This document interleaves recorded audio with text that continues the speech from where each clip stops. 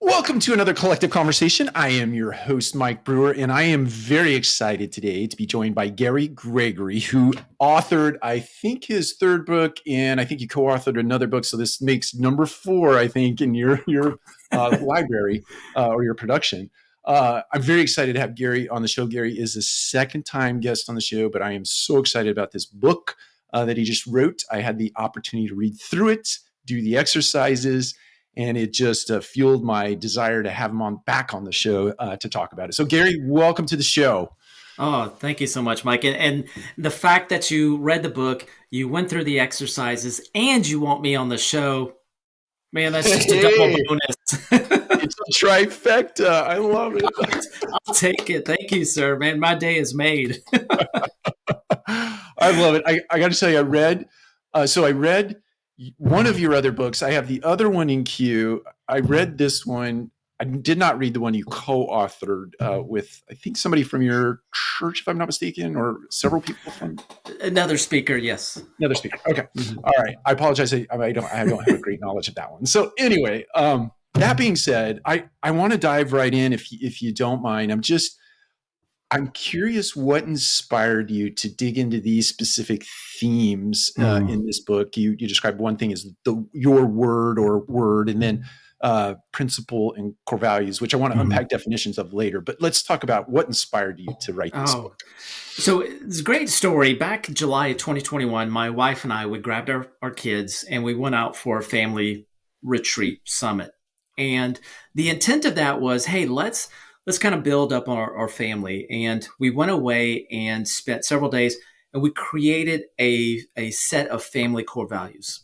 And from that, we also created a mission statement. And we spent several days. We went through this entire process.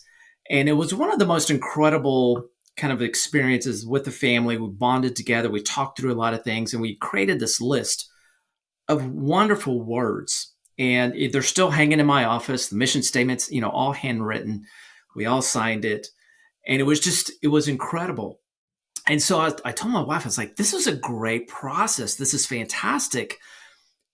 But, and I hate saying that, I was like, I don't know what these core value words mean. How do we as a family, how do I as an individual, you and I as a married couple, live these words out? What does that mean to us? And so my wife and I kind of started down this road, this conversation. And one day we were driving to church and I asked my wife this nerdy question. And I asked her, I was like, what's the difference between principles and core values?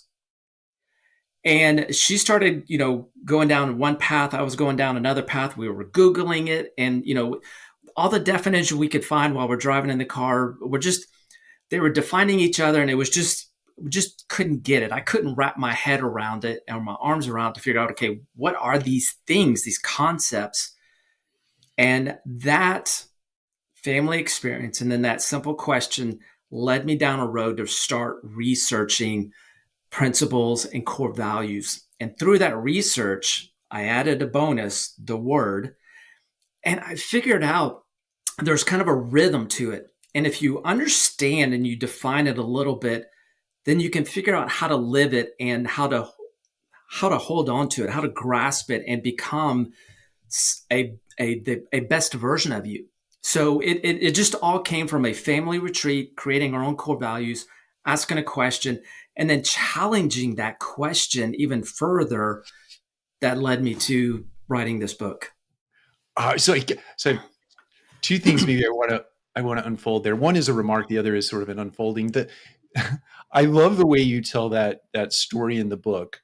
Most specifically, sort of the punchlines around how you sort of resign yourself to the idea, or you acquiesce to your wife's definitions of you do that more than once in the book, where my wife is more right than I am, and she's indeed one of the smartest people I know. So I do have to give her that. And the great thing about that is, I think one way, my wife thinks another way, and sometimes, of course, it makes it difficult because we don't always see eye to eye.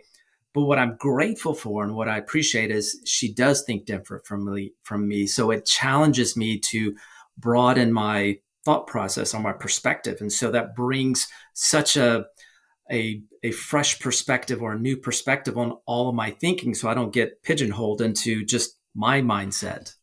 You know what I love about that, Gary, is that there's such grace in that, because you see, I don't want to make a blanket statement here, but I think it, who knows, there's some percentage of marriages and relationships and partnerships where the opposite of that is true, Mhm. right? I want to be right versus let's find a right answer, or Yeah. let's work together to create something very different but much more productive. And I just love the grace that you employ. I imagine there's rocky stuff, all, Oh yeah. but it's wonderful. I Yeah. appreciate that about you. So the other thing I wanted to say there and wrap there, in sort of your opening, is that there certainly is this process, and you lay this out very, very well in the book, of defining this word for yourself, Mhm. and defining principles for yourself, and defining core values for yourself. But it's that imbuing in the mind, right? Mhm. In your mind's eye, and you have several tear outs in the back where you can hang these things as reminders. Talk to me about, both things are important, right? Mhm. Is one more important than the other, or are they equally important? I think it's all equally important because we all learn things differently. Some of us are audio. My wife is an audio. You tell her something and she just absorbs it. I'm a visual person, so I need to see it and see that process.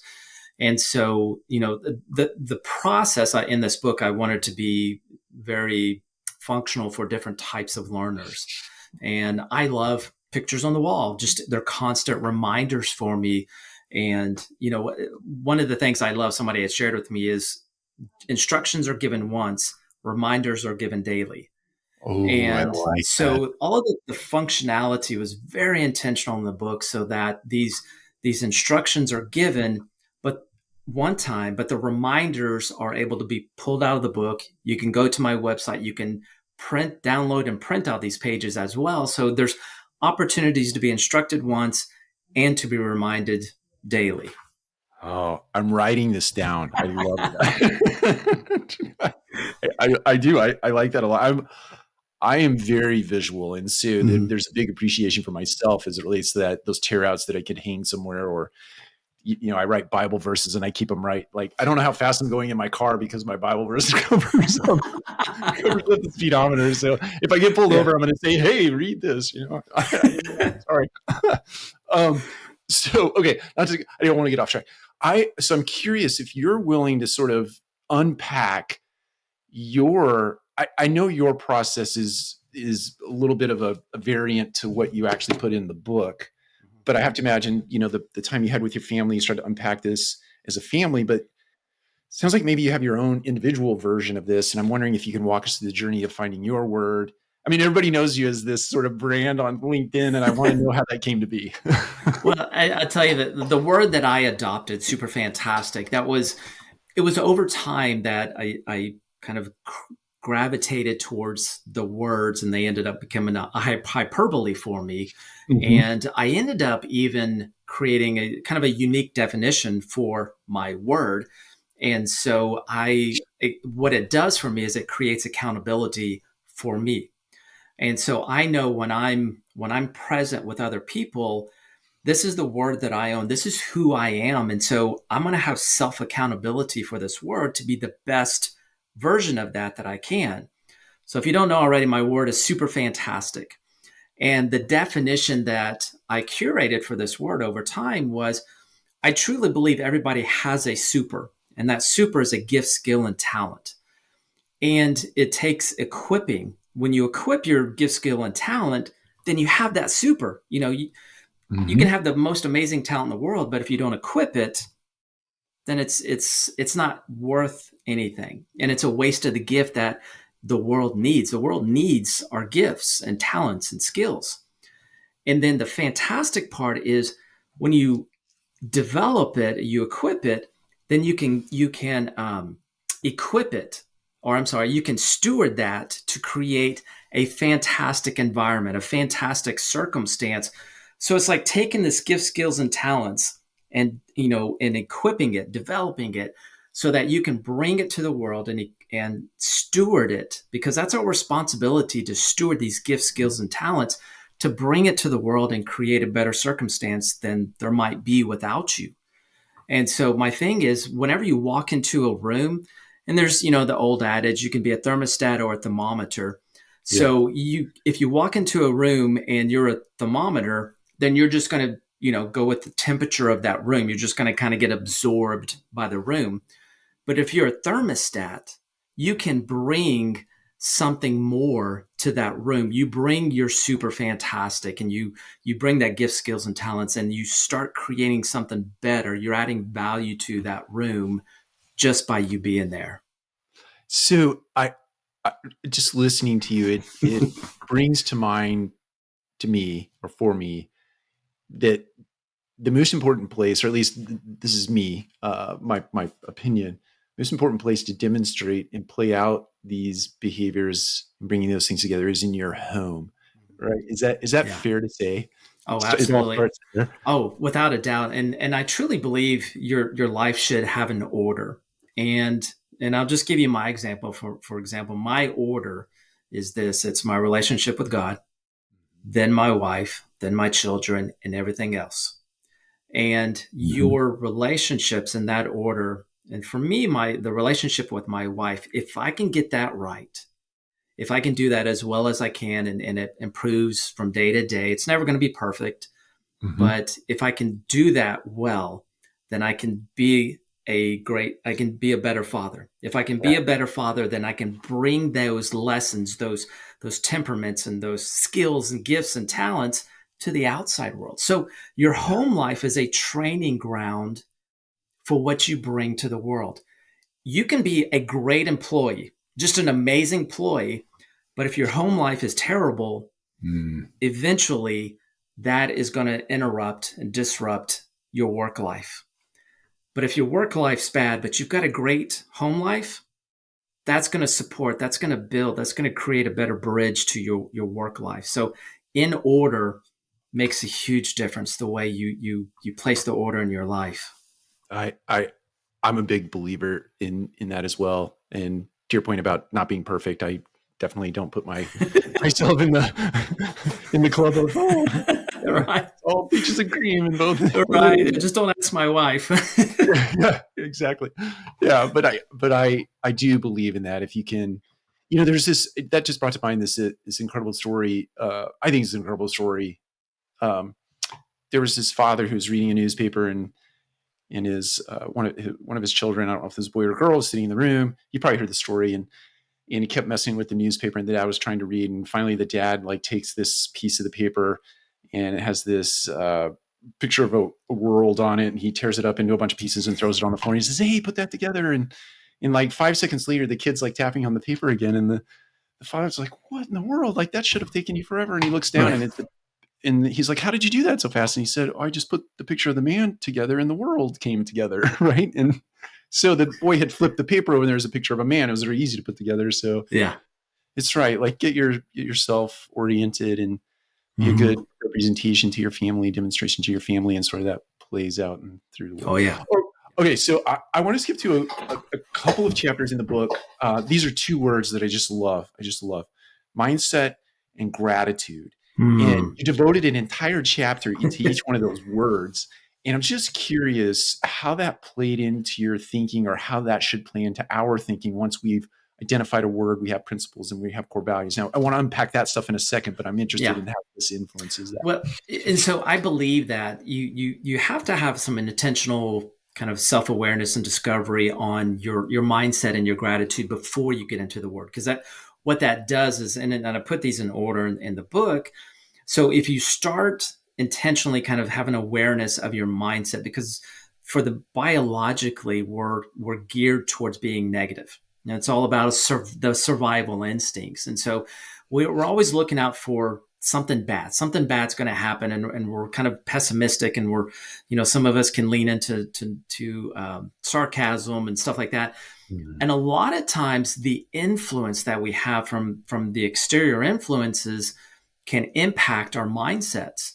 And so within the book, I talk about, okay, you have to make some intentional choices to lean towards the positive. Now, everything's not going to be roses and rainbows and unicorns, and I get that.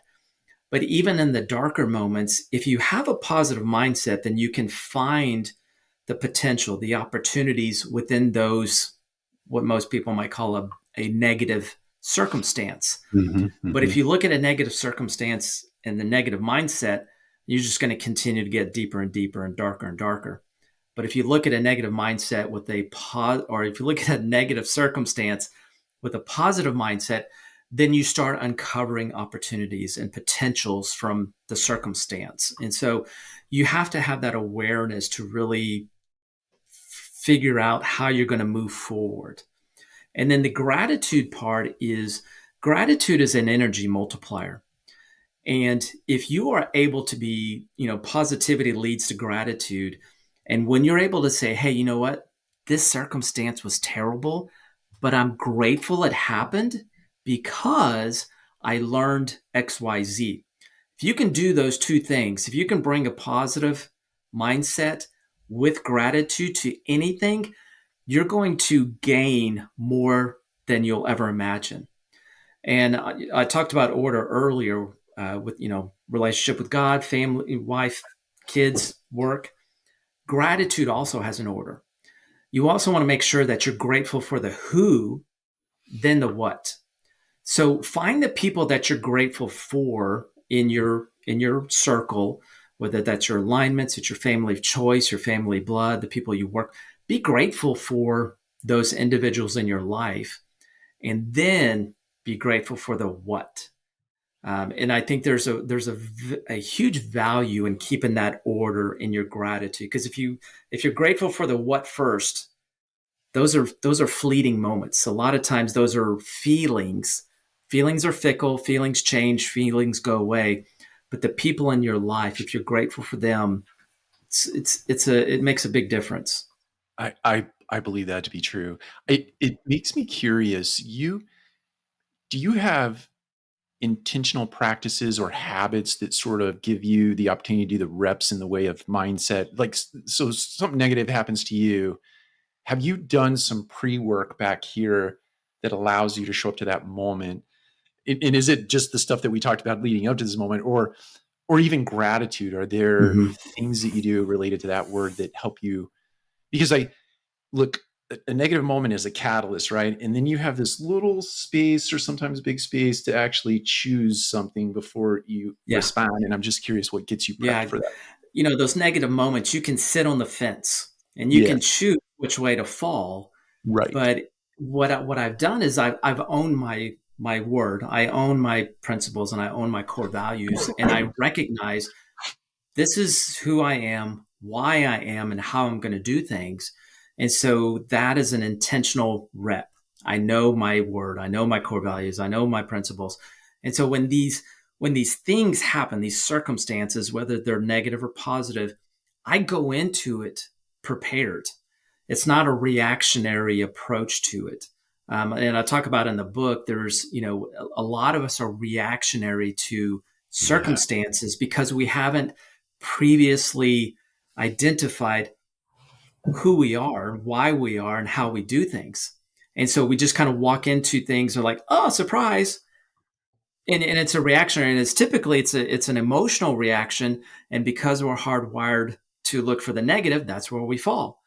But if you've already pre-decided to own your word, your principles, and your core values, you've got that before these things happen, these circumstances happen. So you walk into it, you're not reactionary.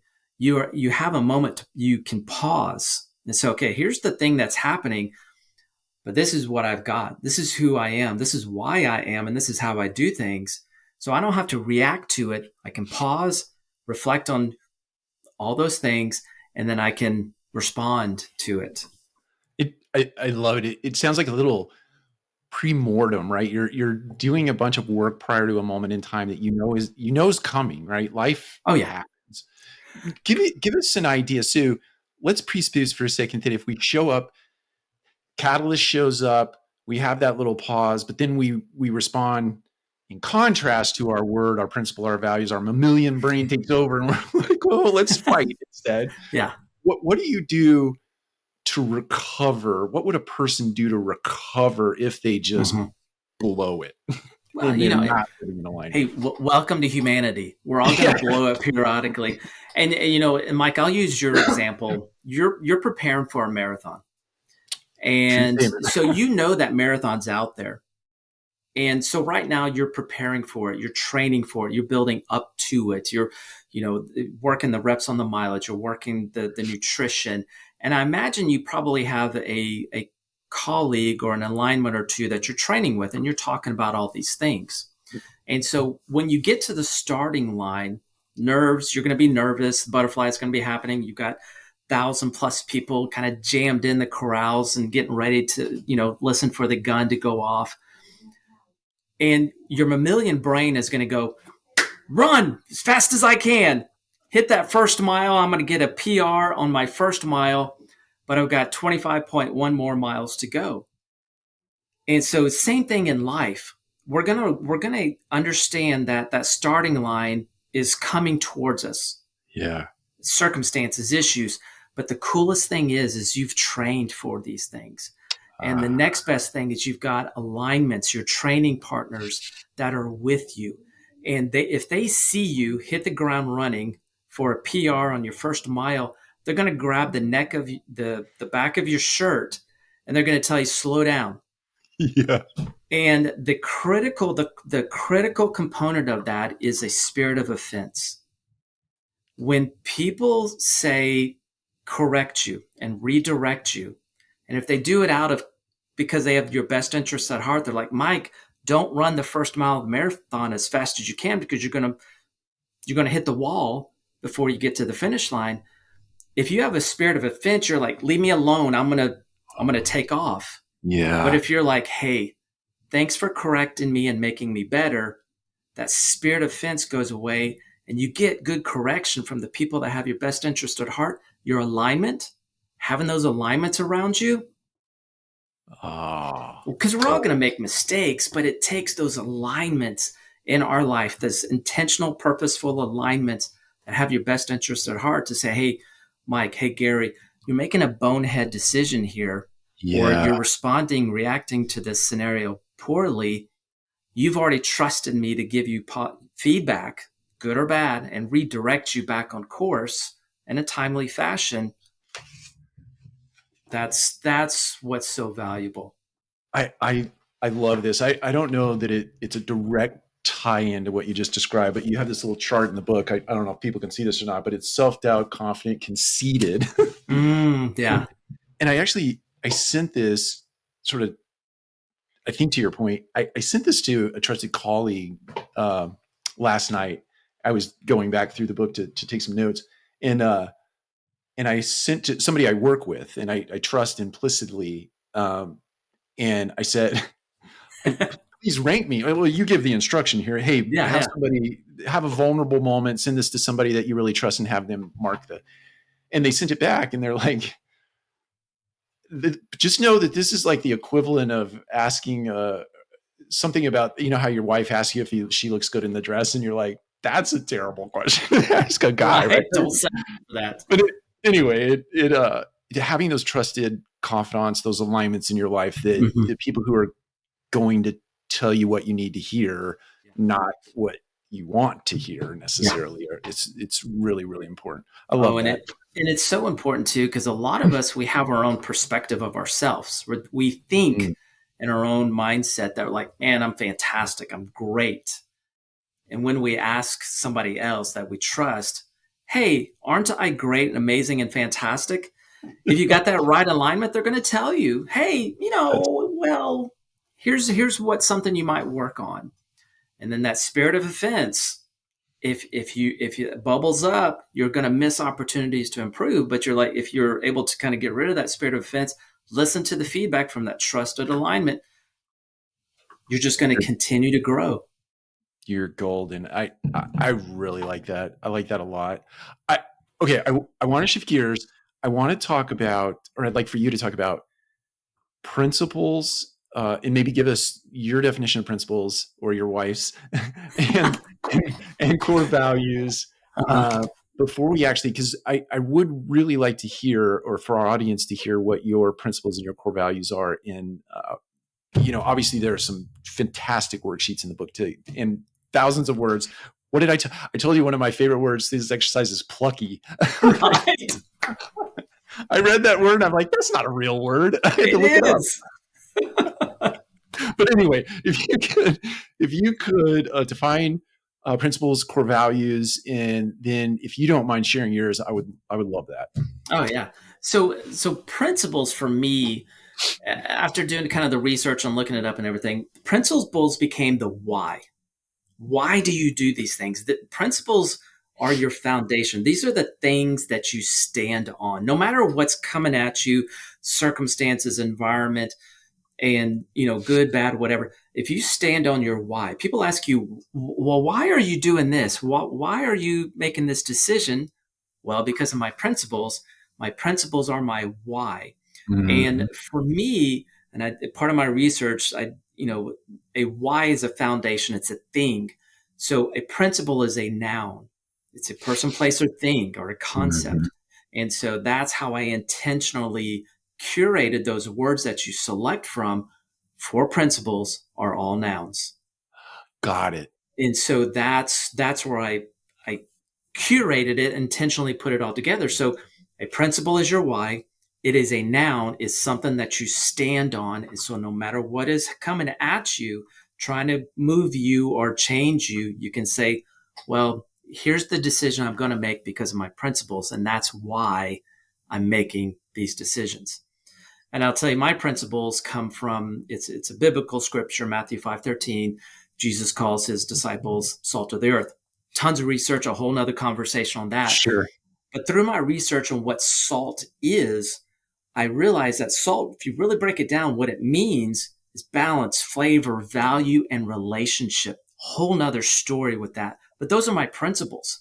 So if anybody asks me why I make decisions, well, balance, flavor, value, and relationship. That's why I do the things I do. I love that. So we'll take it to the next one, core values. And Yep. this is such a ubiquitous word. You see it.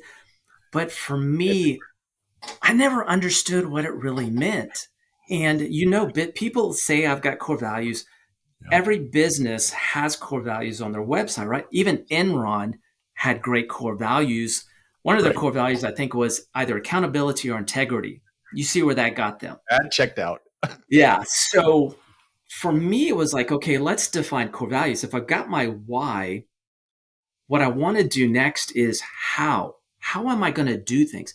We can all do things, but how you do things makes the difference. If I'm going to finish a report, I'm going to do this report authentically, or I'm going to do this report positively. And that is an adverb. So your core values for me is a how you do things, and how you do things is an adverb. That makes sense. And so I curated all of those adverbs, and they're all positive type. And God, there's so many words out there. It's insane. But I spent time curating these words to like, okay, it's not all me. Could other people really relate to something like plucky?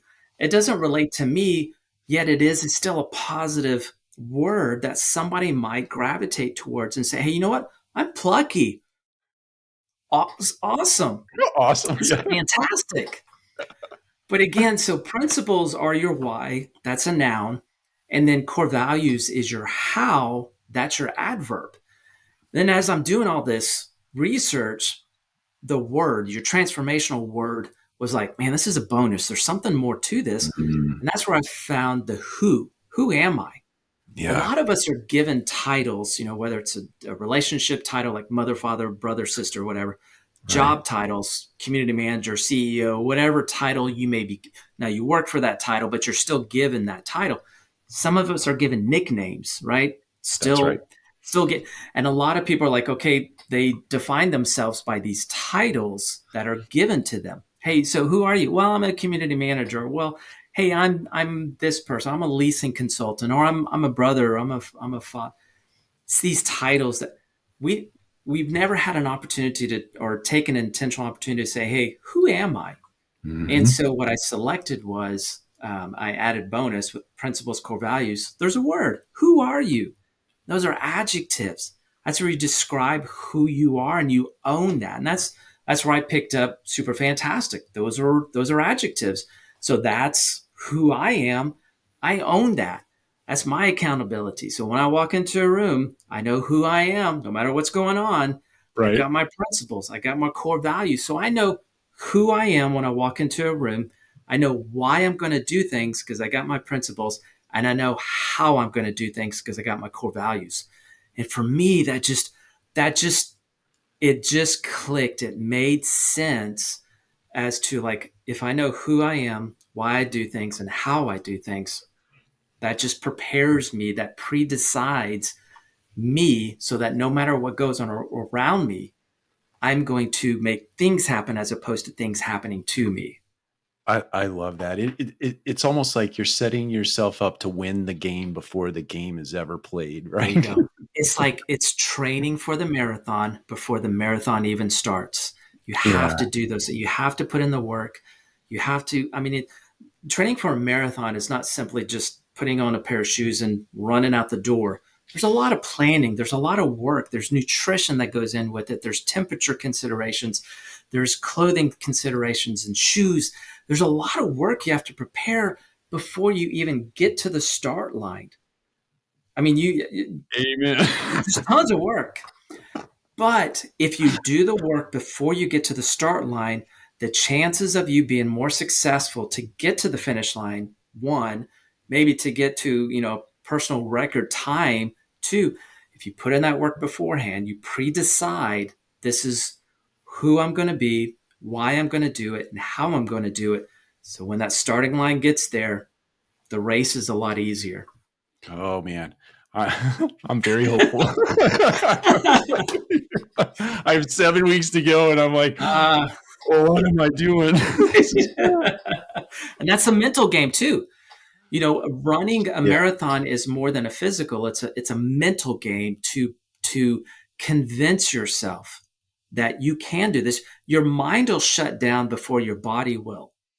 So your mind will say, "Hey, we're putting a lot of tension on this body. It's not necessary. So let's shut it down." And if you're not prepared with a positive mindset and grateful for the things that you're doing to do something amazing, then you're going to allow your mind just to shut you down. Even though your body can do more, you can run 26.1 miles without an issue. But if you don't have that positive mindset, if you're not grateful for the things that you're doing and the people you surround yourself with, then you're just going to shut it down before you get to the finish line. And that, Man. and that's life as well. If your body's going to, or your mind's going to say, "Hey, you know what? This circumstance is tough. My boss is yelling at me. This customer is yelling at me. I'm just going to shut down because this is all negative." But if you've prepared for it, if you've pre-decided who you are, why you're doing things, how you're going to do things, when these bad circumstances come at you, you've trained for it. You're ready for it. Your mind's not going to shut you down because you've trained and you're prepared and you pre-decided all these things that you can get to the finish line. Oh man, I I, I feel like I'm getting an unbelievable therapy session here. This is so fantastic. Oh my gosh, you are super fantastic. Oh my god, mic drop. What else do I say from here? I, you, so there was a word you said there that sounded like a great segue to the loopholes chapter, Mm. which by the way, I love this book. I loved all the exercises. I got to the loophole chapter and I'm like, this is like worth twice the price of the book. This one, I mean that. It's Oh, I think it's the one, at least for me, it's the one area that if you're at least not aware of and acknowledge and really allow it to sink in, like what it truly means, you can get mhm. off you can have the best word in the world, the best core values, the best principles in the world. But if you allow yourself these, unpack this chapter for us. I don't want to Oh, do yeah. it in justice. You wrote it. Well, we're all familiar with contracts or agreements or whatever, and typically agreements have clauses where you can get out of the contract. You can maybe pay a fee, maybe pay a fine or whatever, but these are the loopholes or the little nuances within the agreement that, hey, there's this special circumstance, and because of this XYZ thing, they've defaulted on it so I can get out of it. Mhm. So if you go into kind of preparing yourself, pre-deciding your principles, your core values, and word, if you go in there with the like, I'll give it a go, I'll give it a try, you're creating a contract which has loopholes in it. So for you to get out of it. But if you go into it as a covenant, there's no getting out of it. Failure is not an option. We may struggle, we may trip or fall, but we're still going to get back up and we're going to get through it. It's like marriage. You can go into marriage with a contract mindset where there's loopholes and you can get out, or you can go into marriage as a covenant where divorce is not an option. We're going to work it out no matter what the circumstances are. Same I thing with all the things that we do, we find loopholes to get out of our commitment. We just say, hey, I'm committed to this New Year's resolution. Hey, I'm committed to losing 10 pounds. Hey, I'm committed to, running a marathon. But when it gets hard, that's when we mm, look for those loopholes to get out of it because it becomes hard. It's negative or something. But if you stick with it, if you close those loopholes, you go into that with a covenant mindset that, you know what, no matter how difficult it is, running a marathon, being a community manager, having a spouse, being a friend to somebody, it's going to be difficult. But you know what? On the other side of that difficulty, that's where growth happens and that's where success happens. And that's loopholes. Close the loopholes. Don't go in it with a contract mindset. Go into it with a covenant mindset. Makes a huge, huge difference. I so love that. I got to tell again. I'll say that I'm not 100% sure why, but that chapter resonated with me most. And it was so well timed and so perfectly written. I was like, oh. So God dropped this book on my desk. This was really awesome. Um, okay, so I want to know from you what you expect, uh, not what you expect, but what you hope people who read this book, what you hope they will walk away with. Well, basic is coming away with the word, principles, and core values. I mean, Sure. that's at minimum is the hope of this book.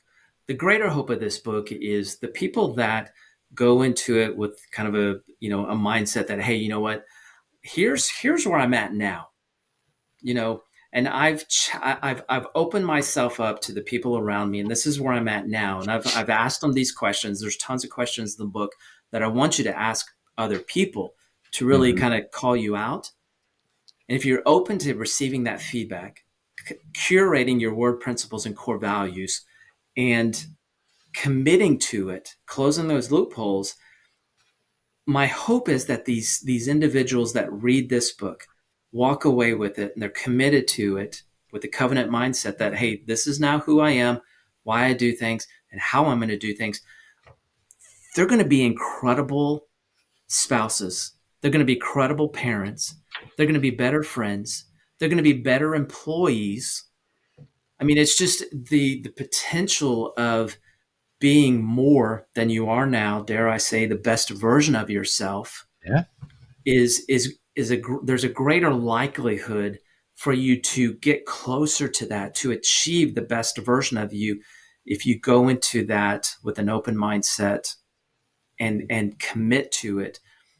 There's some pretty great possibilities, dare I say, improved marriages, improved, relationship with your kids, improved relationship with your friends.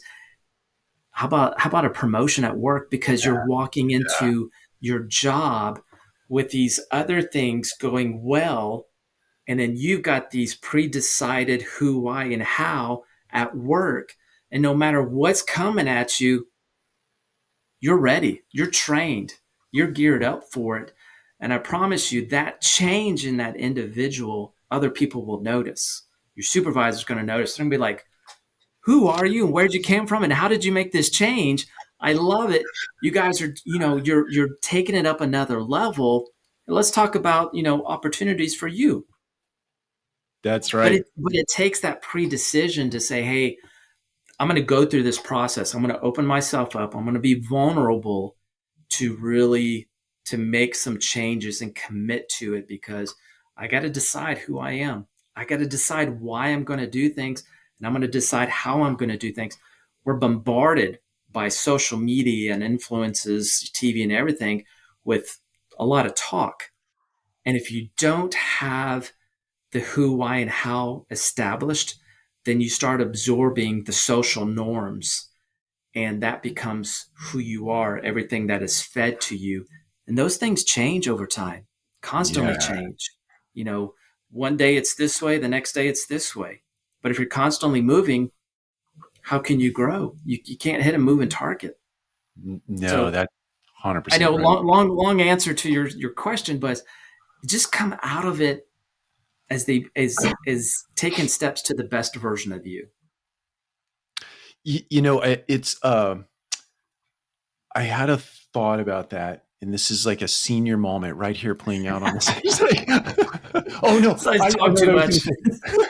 No, no, I'm being vulnerable right now. So, uh, no, the unpacking of that, you included a tool in the beginning of the book and at the end of the book. It's sort of this self assessment that you take for yourself, you have others do for you. Gary has done a wonderful job of putting that survey at the very beginning. Here are these, I think there are 6 or 7 points. I was trying to flip through here to find it, but 6 or 7 points. You rate yourself, you have somebody else rate you.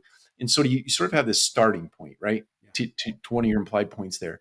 And then at the end of the book, after all the exercises have been done, you revisit this thing, right? And you do and it was funny. I did at the beginning, and I had some things that I marked, fairly kind of less than center, let's say, to the left of center, let's say. And then I got to the end and I was like, oh, I'm a 6 on all these things. I have this roadmap now, right? Yeah, It's so good. It's so yeah. good. I want to take a hard right turn.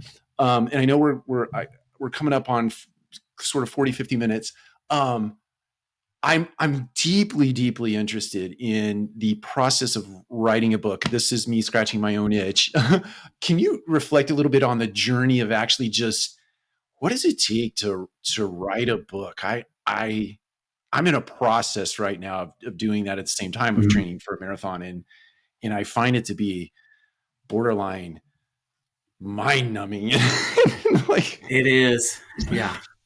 It's, for writing a book, it was, at the first one where I co-authored, it was really scary. I had no clue what I was doing. Still don't know what I'm doing, but I've gotten a little bit better, I hope.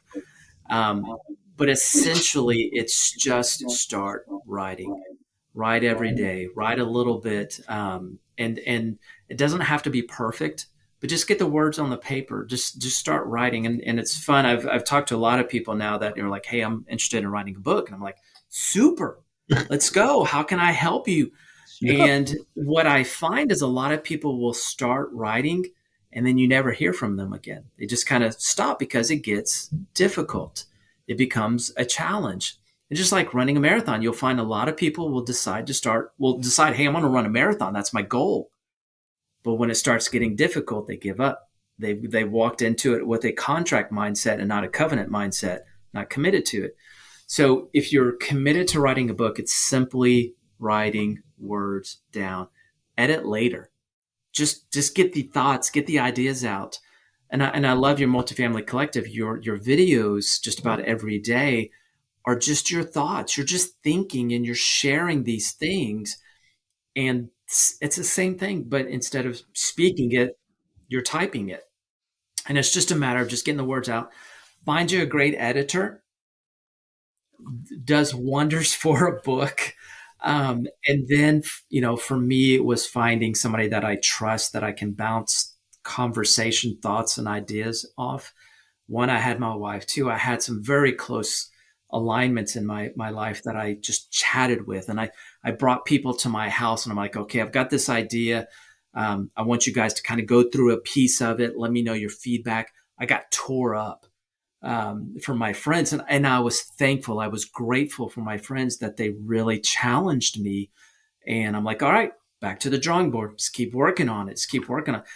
It's vulnerable to write a book because it is, these are my thoughts. These are my perspective on things, even though with a lot of research and a lot of feedback. But now I've got a book out there and I'm like, people are now going to know what I think or how I kind of process things. Are they going to think I'm like kind of like simple or dumb or whatever? Or are they going to be like, hey, this is fantastic? Or is it going to be in the middle?